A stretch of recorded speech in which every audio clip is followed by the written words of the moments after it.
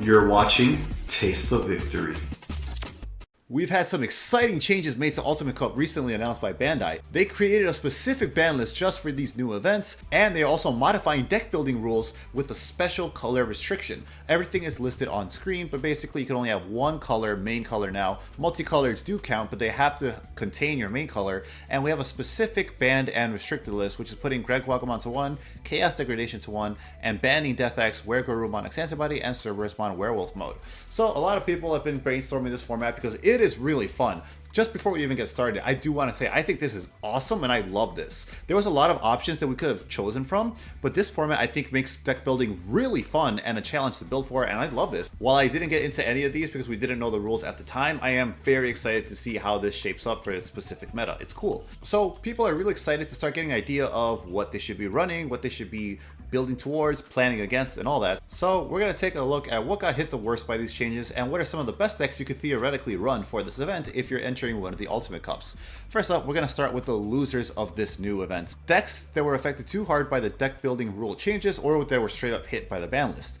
A lot of our joggers decks are obviously going to be hurt a lot because you missed out on one of your colors basically if a lot of them aren't dual color. Mastamon really does get hurt because while you can pivot to a different way of building it, I've heard some people say Maycrackmon is a good alternative now to be able to keep Mastamon alive. You can never pull off your DNA Digivolution Jogresses because there is no dual color Lady Devimon or Angelwoodmon to be able to facilitate them now. So that kind of hurts Mastamon a lot. Grand Kuwagamon promo was straight up put to 1, so that really hurts the strategy and probably makes it non-viable. Wergorumon is hurt a lot because while the promo is still there, it's the X antibody form that was banned. You can't do the traditional OTK anymore since you can't Digivolve while swinging into the Were X anymore for the extra restanded swing. So it does make the deck a lot more fair. I think there's probably something you could still do there with it too, but a lot of people are going to be focusing on the new stuff that this opens up to, and you're probably going to lose to some of the new decks that are being introduced now that you brought to a more fair level, because we already saw that Wergorumon wasn't doing too hot at Nats, not even making it to day 2.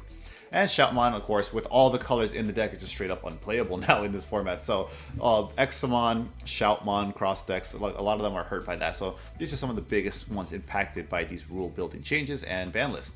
But let's go ahead and look at the decks that I think are going to be really great for this format now. You can start building towards some of these, or you can start building against them if that's what you're expecting to see.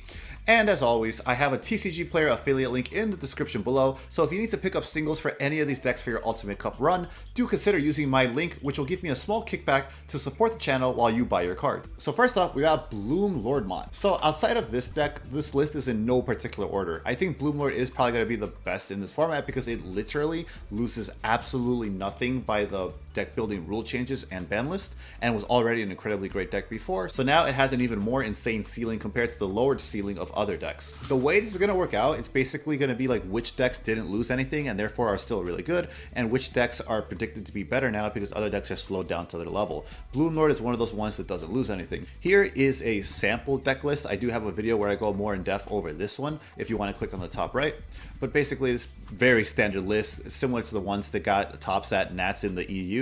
You're basically just like building your white board, Digisorption for early cost, and then controlling the board with your Bloom Lord, with your Hydramon once they come out, swing, piercing big numbers. Pretty standard list, but yeah, you don't really lose anything at all. It's the same fast tempo wide board deck that it always was, and because of other decks getting their power level lowered a little bit, Bloom Lord is suspected to go up only even stronger. After that, we're moving on to Galactimon. This is one of those decks where it's not really an insanely crazy deck that's taking the meta by storm or anything like that, but other decks are being brought down to its level, and because of having a potentially more time to set up, it'll have a better showing. So the great thing about Galactimon is you're basically just always building towards this insane monster in your deck, and its protection once it's out on the field is really great. You're literally only getting rid of this with what? D-Digivolve and DP minusing? Please remind me if there's another thing that removes this, because it's whenever it leaves the field, as long as you have the sources, this thing is good. So this becomes a lot harder for a lot of decks to remove, I think, at least in a timely manner in this format because of the changes and stuff like that. So I think Galactimon is potentially really great if you get set up in time, which this format offers you more time too. Here is a sample deck list. This is basically the one I made a video on if you want to click on the top right for a more in-depth explanation.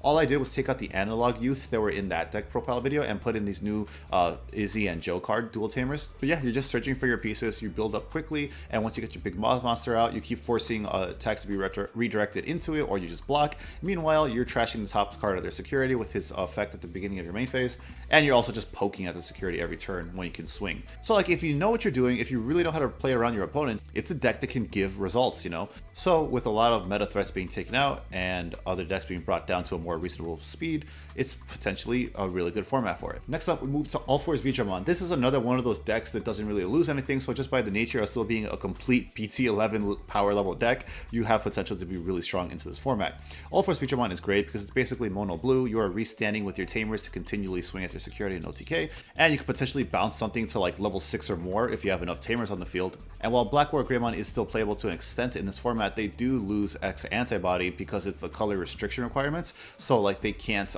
protect against this bounce anymore. I think you have to rely on the old red Greymon X. I think that one might protect against it, but like that's if people decide to run that. But yeah, here is an example deck list for All Force Digimon. It's a really great deck still because this is again the exact list that I've already done a profile for on the channel. So if you would like an in-depth profile, you can once again just click on the top right corner. It's really fun though. I love this deck a lot because it's really cool to be able to build up to the stack and be able to do all this kind of like mini looping if you're a purple player but in blue. I love it. It's cool. It's fairly consistent because I feel like you have a lot of ways to draw and search in this deck. So I think it's going to be really good into this format. It's going to struggle with some stuff. Machine Dramon might be popular in this format, big blockers and stuff. So like that could potentially be an issue if you don't have good ways to remove things or battle over them.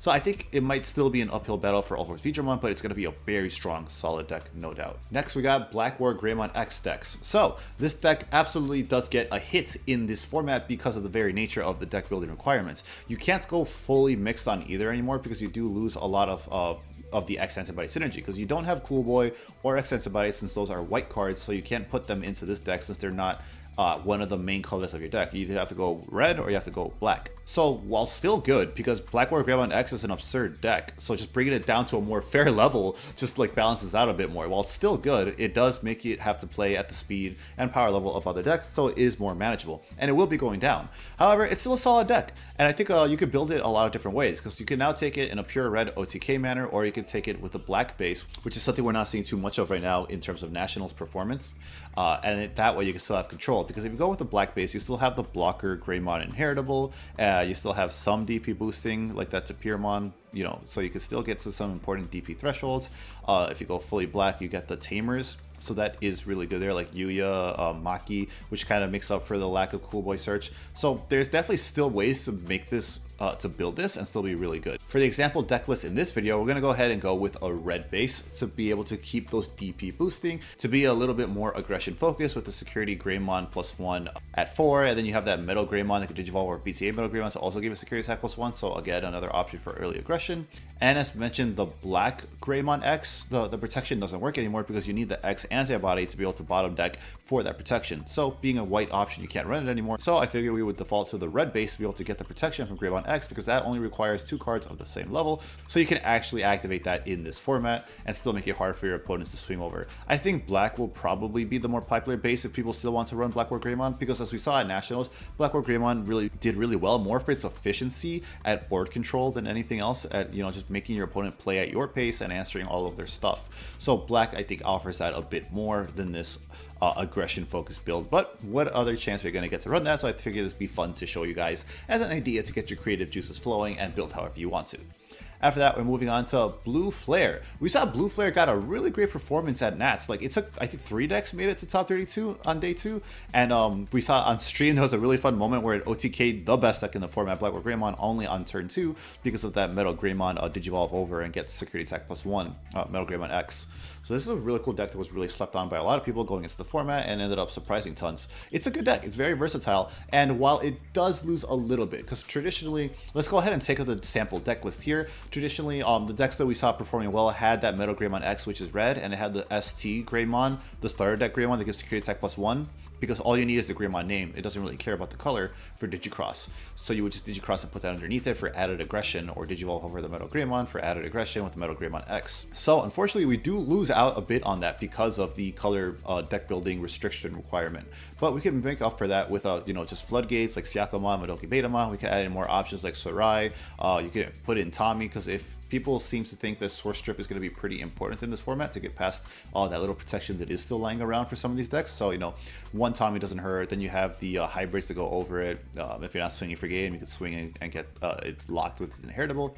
So, like, there is stuff to fill for those red slots that we were losing out on. And even then, there are plenty of blue flare decks that did not go with the red package because they felt it was a little bit too bricky or gimmicky. So it's like it's a solid deck that can outpace stuff very quickly, and things being brought down to its power level and speed makes it a really good choice, I feel, for the Ultimate Cup. Stun is going to be really good in this format since there's just less protection, and being able to strip sources to make sure you can get that stun in is going to be a huge advantage for blue flare.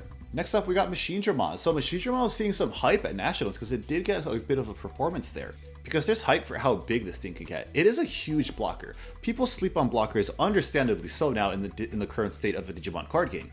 But the thing is, once you get up to level 6 and you can get big enough, your blockers can actually get super annoying because now there is limited ways to remove them. You have to remove them, and there's limited ways to remove them. So like, being able to get a big blocker like Machinedramon could be very valuable in this format where there is potentially less removal to splash in and a slower playstyle.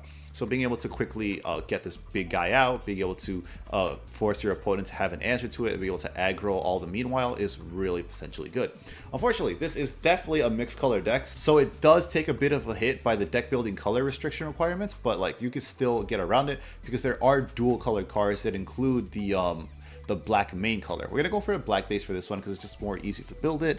I am by no means a Machinedramon expert, so this may not be the best list to go off of, but hopefully it is a starting point for you guys to be able to like start thinking up your list and create something if you're more familiar with the archetype in the past. Basically, to make up for the lack of the colors, you're just tossing in some extra androids for the slam effect. We have Chaosdramon and we have Analog Band because in this format it's going to be really good to be able to support the Machinedramon main playstyle. But basically the main idea is you can be pretty aggressive also building up a big blocker, and being how huge he is, that is kind of hard for them to answer. We have the Attack of the Heavy Machine Digimon down here, lets you be able to potentially blitz for game off of a hard slam Machinedramon as well. So being able to pull that off in this reduced format is also really good. So I think Machinedramon definitely has a potential here because the hit isn't too bad by the color restrictions. It's time to start winding down on this video. Next up is Commandramon. Commandramon is a deck that's kind of just always going to be a bit good, you know? It's always going to be like at worst, I think, decently rogue because it's basically Rookie Rush but with actual support. So let's go ahead and take a look at the sample deck list. We have an idea here, basically a bunch of Rookie Rush bottom end, and then some of the new X3 stuff and the old Darkdramon that lets you play it out for reduced cost depending on your trash and being able to rush for game. Not much changes here. People did like to run Death X in the old list for D Brigade, since it helps cover up one of its weaknesses of not being able to answer wide boards too efficiently. But to make up for that, we're basically just tossing in some more options to make their life miserable. You could toss in some King of the Iron Fist or whatever that Genkumon option is too. If you want more removal to make your security even more annoying, you could probably just remove a rookie or two. We have Ultimate Flare, kind of answers a whiteboard if they're just spamming rookies. You have Pride Memory Boost to be able to dig for pieces and get extra bodies on the board. So basically you're just rushing down security and you're just swinging stuff. You could probably cut down the Steeldramon blocker for more options to make your security more annoying, to make your opponent play even slower in your favor.